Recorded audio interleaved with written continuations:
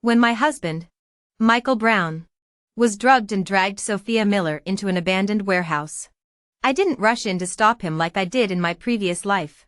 Back then, I feared he'd commit career-ending political misconduct. But my sacrifice only led to him pinning me on cold concrete and violently taking me. I became the military base's notorious barracks slut. Who does she think she is? She threw herself at him. Probably wasn't a virgin anyway. Why else would Mike want her? The gossip carved through me like knives. After being forced to marry Mike, living became worse than death. Every pregnancy ended in traumatic stillbirths. Every miscarriage brought excruciating pain. Neighbors sneered that I'd slept around so much I'd become barren. My parents funneled every resource into advancing Mike's career, securing him promotions until he became the youngest deputy commander. Yet on my final delivery day, he deliberately delayed taking me to the hospital. I hemorrhaged as my twins suffocated inside me. This is your karma for meddling that night. Sophia and I would have been married. He spat while I bled out. When I reopened my eyes, I found myself back at that fateful warehouse, listening to the ragged breathing inside. I smiled. This time, I'll let these cheating dogs have each other. The 1978 summer heat clung like wet wool. Through the warehouse cracks came obscene moans as Sophia's polyester blouse tore open, revealing milky skin against rotting crates. Mike, drenched in sweat, ripped off his uniform shirt with animalistic urgency. Emily, we have to stop them. Sarah tugged my sleeve, pigtails bouncing with fake concern. I remembered her steel-toed boot kicking my pregnant belly in another lifetime. Her sneer as she disconnected my emergency call. How many veterinary abortifacients have you swallowed? Just die already so Mike can promote me. Now her performative panic turned my stomach. Mike's a war hero. If this scandal gets out, she hissed, the commissar will court-martial you for negligence. Our families had been neighbors for decades. Sarah's lifelong resentment of my achievements oozed through her feigned worry. She knew my 100-pound frame stood no chance against Mike's 200 pounds of muscle, yet pushed me towards certain humiliation. This time, I leaned against the sun-baked wall, savoring the sounds of their undoing. Let the rising moans become their execution hymn. I clutched the doorframe until my knuckles turned white, swallowing the metallic taste rising in my throat. It took every ounce of willpower not to wrap my hands around Sarah's neck right then. I'll go stop them. I feigned panic. Sophia's still a young woman, we shouldn't let men see this. Get my mother and 2 discreet female guards. Sarah's eyes gleamed as she scurried off faster than a fire drill. You'd think her parents had just died from how she raced to spread the news. Last life. She'd done exactly this, turned what could have been contained into a spectacle for the entire compound. Let everyone see me half naked under Mike. My father, the veteran political officer, had collapsed from stroke on the spot. My mother drank pesticide to escape the shameful gossip. Even my brother lost his military academy spot. If Sarah wanted this drama so badly, I'd help build the stage for everyone to witness their revolutionary romance firsthand. Crouching outside the rusty warehouse, I trembled with adrenaline. My fingertips brushed smooth skin, no raised burn scars yet. Last life. Mike's mother had pressed my face against a scalding coal stove simply for asking the visiting professor about college entrance exams. The stench of my own searing flesh had made me convulse with pain. Yet starvation had warped even that agony into something resembling food. My legs were still whole too, not yet broken by his father's cane for volunteering at the orphanage. The Browns had called me a restless hussy, beating me whenever they pleased. When I'd begged neighbors for help, they'd only laughed. That tramp deserves it. They'd sneered. Soon everyone called me Emily the Tramp openly, even children pointing and shouting it in the streets. Mike never defended me. Begging only made the beatings worse. Spotting approaching flashlight beams, I threw myself in the dirt and slapped my own face hard enough to split my lip. The coppery taste flooded my mouth. How pathetic after lifetimes of Mike's abuse. I'd become my own worst tormentor. I gritted my teeth and worked through the pain. Emily, why are you still outside?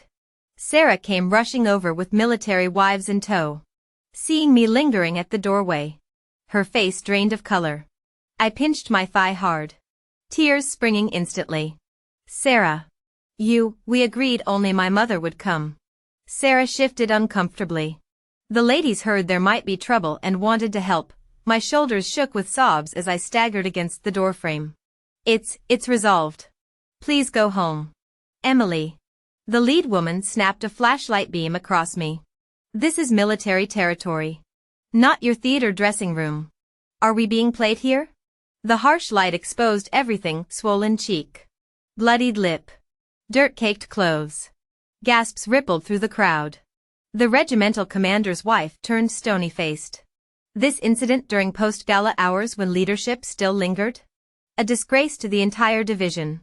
As she drew breath to speak, I curled into myself like frightened prey, arms barricading the entrance. Please, nothing to see. Emily. The commander's wife's voice sliced through the night. This is restricted military zone. What are you hiding, spies? Saboteurs? Tears pooled as I shook my head violently. No. You can't, mustn't enter. Two burly women grabbed my arms. As Political Commissar Johnson's daughter, you should know better. Fingernails splintered against the wooden door. Blood welling where would met flesh. A battalion leader's wife stomped on my hand, the sickening crack of bone. My scream tore through the compound. Aya. Don't. My mother pushed through the crowd, trembling with rage. Michael. Have you lost your mind embarrassing us before leadership? Seeing her alive, breathing, not the corpse I'd found clutching pesticide bottles, I wailed like a gutted animal. Mom, beg you, make them leave. The girl's possessed. Something's wrong here. The officers' wives exchanged grim looks. Crumpled on dirt. I raised my ballooning right hand in ragged salute. I'll accept disciplinary action for this. The commander's wife's finger jabbed at my face. Bravo. Summon Regimental Commander Sophia and Political Commissar Johnson. Now. My teeth sank into lower lip as I shot Sarah a glance. She stood rigid. Knuckles white around her sleeves. Perfect, exactly the scandal she wanted. Tonight's gala had drawn more than just Regimental Commander Sophia and my father. The Divisional Commissar. Even the military district commander and several senior staff officers were present. After all, Mike and I were once married. This was the perfect opportunity to let him and his beloved Sophia shine before the leadership in the most memorable way possible. Within 5 minutes, Colonel Miller arrived with a group of officers. His face stormy. He'd been busy showcasing his leadership achievements to the visiting officials. My father, the political commissar known for his gentle demeanor, charged forward and slapped me across the face. The sharp crack echoed as female soldiers gasped. No one, not even the most unruly male recruits, had ever seen him raise his hand in anger. This is no place for your theatrics. Colonel Miller's glare could have frozen hell over. No commander wants scandals during high-level inspections. Yet here I was, the model soldier, causing chaos. At his signal, 2 burly guards hauled me up and tossed me into a muddy pit.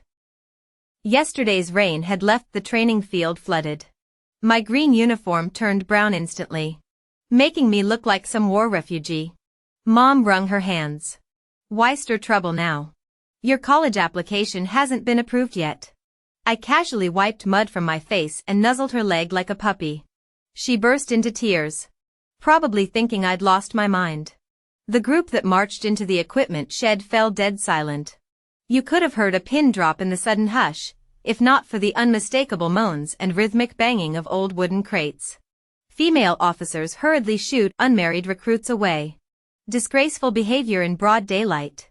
Spat Sarah, the Women's Affairs Director.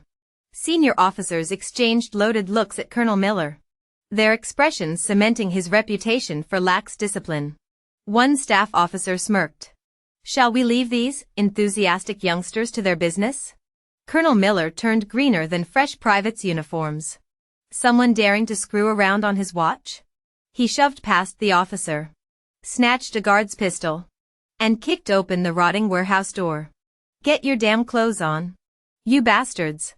Bang. The gunshot tore through the night. Flashlights flooded the shed. illuminating scattered uniforms and a pair of frilly pink panties. Behind a toppled cabinet, two naked figures scrambled to hide under gym mats. Keep hiding and I'll shoot your dicks off. You looking to die? Mike, stark naked, scrambled to grab a tattered cloth to cover the face of the woman in his arms. His usually stern features twisted in panic. Voice cracking, "Say Colonel. Let me explain." Colonel Miller's boot connected with his ribs before the rifle barrel pressed cold against Mike's forehead. "Explain my ass. You dare screw around in my barracks." The decorated reconnaissance platoon leader now knelt bare-assed on training mats. Caught red-handed. The colonel kicked over an ammo crate. Combat boot grinding into Mike's chest. "Got a death wish? You piece of shit?" In the corner, the trembling woman desperately clutched filthy rags over her face.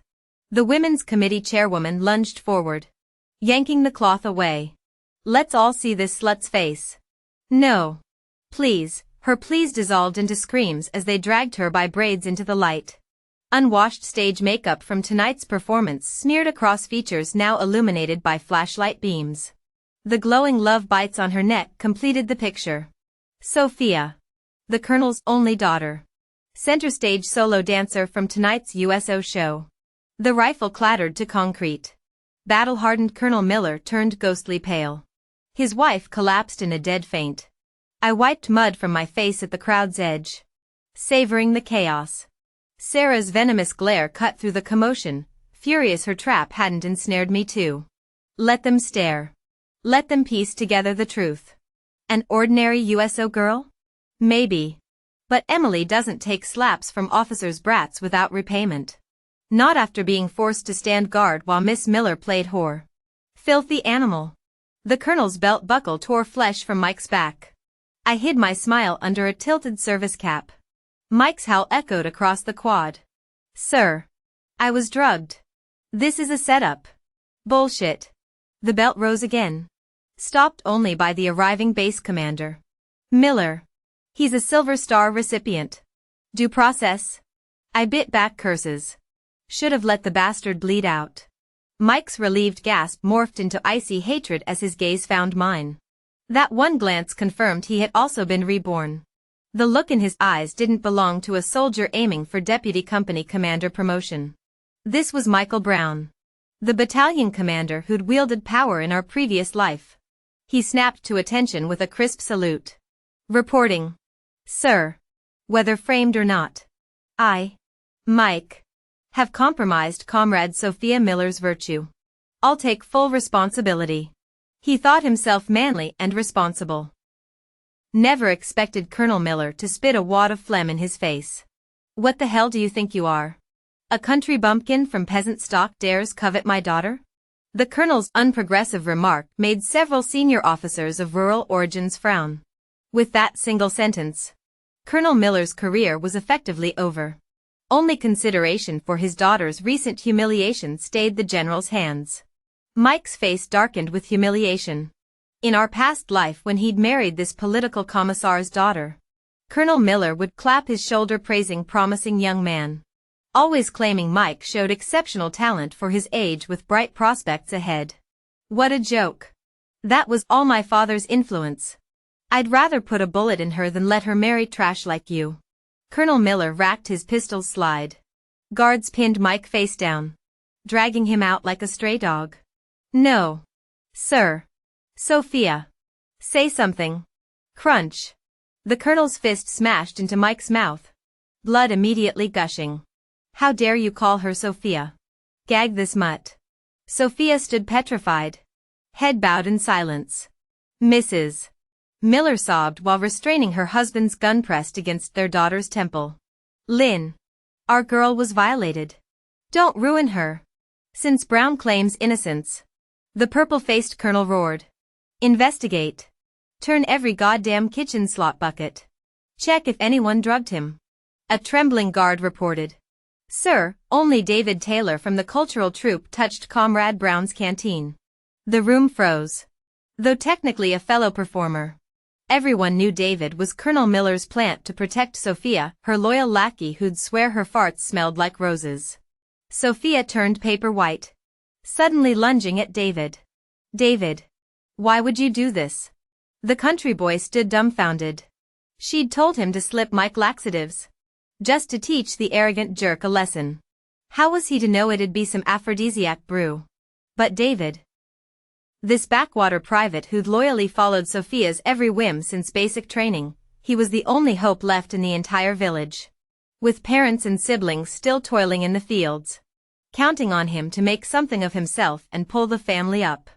How could he dare offend the daughter of the regimental commander? Cowering under her blows. He stammered out a pathetic excuse. I was jealous that Mike was getting promoted so young. The favoritism got to me. The flimsy lie was almost laughable. Mike and David weren't even in the same military branch. Mike's promotion had nothing to do with David. Commander Miller turned crimson like a strangled rooster. All his earlier bluster gone. Shoving his wife aside, he grabbed Sophia's arm and slapped her hard across the face. Sophia staggered as the sharp crack echoed.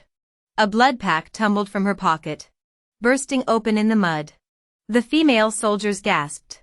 While they might not recognize it, every performance troupe member knew this was the fake virginity prop used in plays. What's that?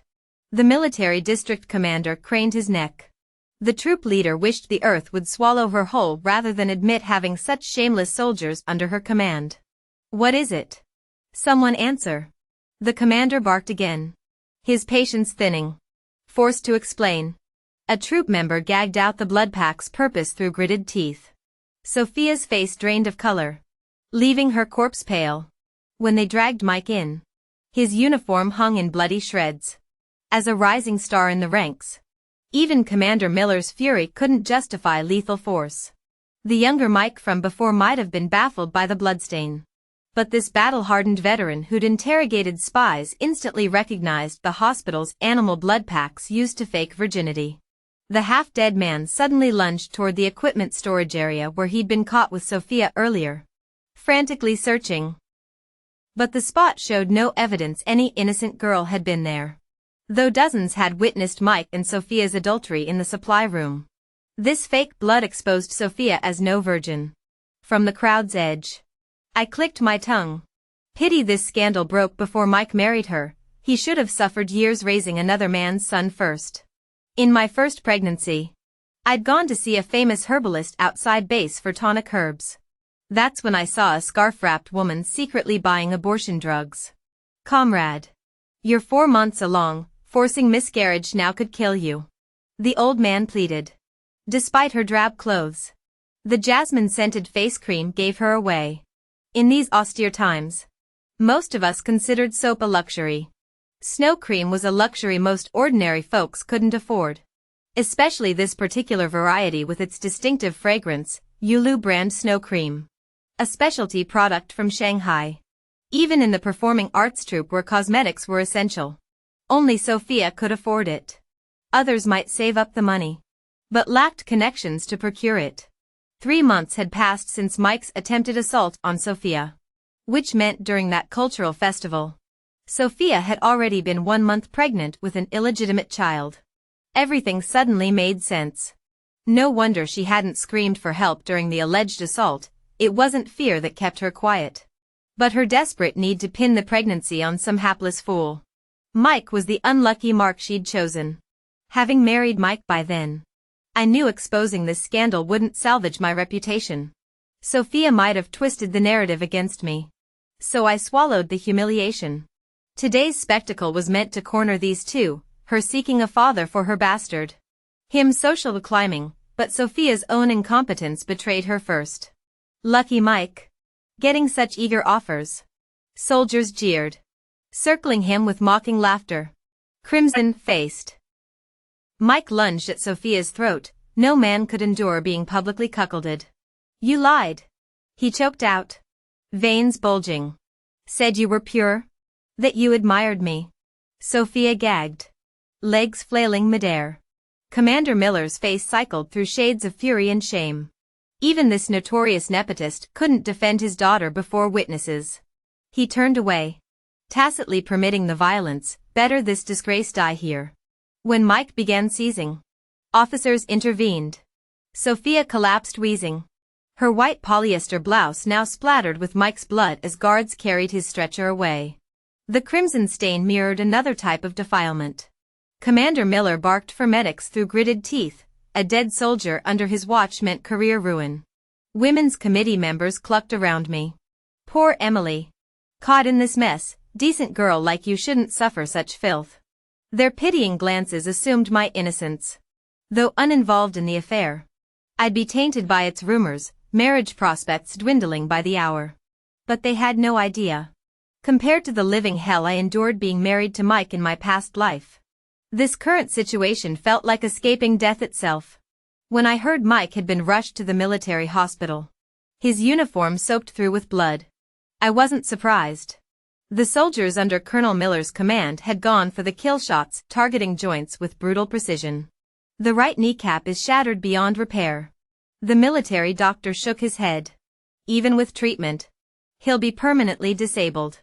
The news spread through the barracks like wildfire. Serves him right. Some muttered. If Mike hadn't tried climbing the social ladder through marriage, this never would have happened. Others argued. Sure. The guy's shameless. But getting set up like this? That's just rotten luck. Sarah made the biggest scene. She grabbed my arm. Voice shrill enough to wake the dead. Emily. This is all your fault. If you'd stopped Mike back then, he wouldn't be in this mess. He had such a bright future ahead. I kept stirring my malted milk in the enamel mug, not bothering to look up. Stop him? Those two were probably consenting adults. Why would I interfere with their romance? How can you say that? Sarah trembled with outrage. What's wrong with how she's speaking? My father's authoritative voice cut through the room. Political Officer Johnson's sudden appearance made Sarah snap to attention. Her salute shaky. Our reporting. Sir. I didn't mean. I just felt sorry for Mike. Dad slammed his mug on the table. Since you're so concerned, Private Wilson, consider yourself reassigned to the logistics department. You'll be tending to disabled soldiers effective immediately. Sarah turned ghostly pale. Everyone knew logistics department duty meant back-breaking labor, especially caring for the disabled. She'd rather stay mixing animal vaccines at the veterinary station any day. When Sarah started bawling and begging for mercy, I didn't even glance her way. During my past life's fatal childbirth hemorrhage, she hadn't lifted a finger to help. Not kicking me while I was down counted as her good deed for the decade. Let's see how her beloved Mike fares now. Without my dowry money or my father's connections, how will that crippled ex-soldier support his loyal lapdog Sarah? Under Sarah's dedicated care, which mainly involved slamming supplies around, Mike's leg never stood a chance. The military promotion lists don't include disabled lieutenants unless they've got powerful backers or combat-related injuries. But Mike became radioactive. Officers crossed the street to avoid him. No superior would stick their neck out for someone who got crippled in an adultery scandal, a severe breach of military discipline and public image. Michael Brown was indeed a handsome man. Several high-ranking officers had once wanted him as their son-in-law. Now their daughters avoided him like the plague. Everyone fearing association with a scoundrel like Mike. The scandal grew so severe it reached the political officer of the military district. After multiple investigations, the paternity of Sophia Miller's unborn child remained unresolved. In the security office's interrogation room, under leather belts soaked in cold water, David Taylor, her accomplice, confessed everything. Truck drivers, sentry guards, supply clerks, male performers from the cultural troupe. Sophia had welcomed them all. Any decent-looking young man found himself invited to her dormitory. Before 20, she'd slept with more men than fingers on both hands. As for the child in her womb, even blood tests after birth might never identify the father. With such disgrace upon their family, how could Colonel Miller let her carry the pregnancy? He approached the military doctor seeking abortion pills, but was refused. Later, the colonel somehow obtained veterinary-grade abortion drugs. Forcing Sophia's jaws open, he poured the concoction down her throat. The abortion succeeded, but destroyed Sophia's health. The mysterious medication caused unstoppable hemorrhaging. Her menstrual cycle became endless trickling, draining her like a tapped-for bag. The once vibrant cultural troupe beauty withered into sallow frailty. The incident suspended Colonel Miller's position. Though temporary, the shame left him unable to face his troops. The formerly imposing officer now clutched liquor bottles, drunkenly smashing Sophia's belongings. She initially endured with tears until one day, battered by her father's stream of obscenities, the deranged girl seized his service pistol and shot him dead. Witnessed by entire rooms of orderlies, she couldn't escape. Her promiscuity charges had been delayed due to her father's influence. But patricide brought swift military tribunal judgment execution by firing squad. On Sophia's execution day, I sat in the newly opened civilian soldier tea house sipping tea while reading newspapers. A waiter brought unrequested almond cookies. "Comrade, someone downstairs requests word with you." It was Mike. In our past life, after his parents beat me half dead, he'd always silenced me with cookies as apology. The memory turned my stomach. "Return them." I pushed the plate away. "Say I fear choking on them." The waiter flushed but complied.